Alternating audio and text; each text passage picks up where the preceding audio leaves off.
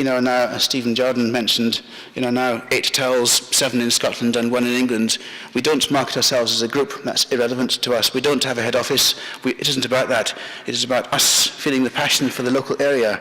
If there's one thing I noticed with all the people in the staff and the team that was spoken to as I go to each of these new hotels for us, they've all become our hotels in the last month as we also changed banks, is the massive passion, the real loyalty, devotion, love they have for their hotel.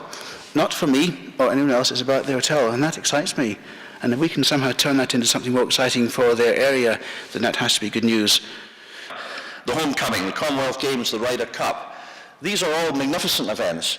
And as Stephen has said, tourism in Scotland is everybody's business, and all of us will be playing a part in making all of these events a success, and they create a tremendous opportunity to showcase Scotland, what we have to offer, everything we have to offer, all the magnificent attractions that so many other countries would give their eye teeth for. And these attractions have been recognised. Of course, last year CNN said that Scotland was #1 country in the world to visit.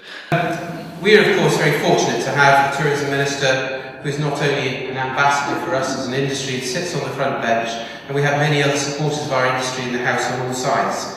However, it still remains the case that we need to have more politicians to be proactively talking about the importance of Scottish tourism to the wider economy, both in Scotland and the south of the border, especially in the lead up to the referendum. The STA will remain impartial in the referendum, but a principal role of our organisation is to represent the views of the industry and keep stakeholders informed, so each in turn can shape their own opinion, business plans and respond accordingly. However, so we can best represent your views, we need you to communicate with us. If you don't communicate, we cannot share your voice. And connectivity is a challenge.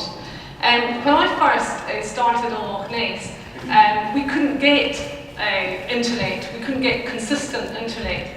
Yesterday I got an email from one of our boats to say that the Wi-Fi was now working and that we have double the Wi-Fi or the download capacity on our boats than what we have on the land. And I think the other thing to say about that is that things are changing all the time, and because they're changing, we have to keep what we couldn't do last year, we can now do this year. And I think it's a fantastic description of what service should be. You've got to get the basics right, not just once or twice, but every single time. The things that really matter to your customers.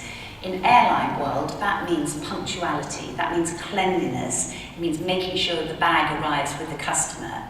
And only when you've really nailed those basics every single time consistently that you can then go and have fun with your customers. And that's when the magic touches come in.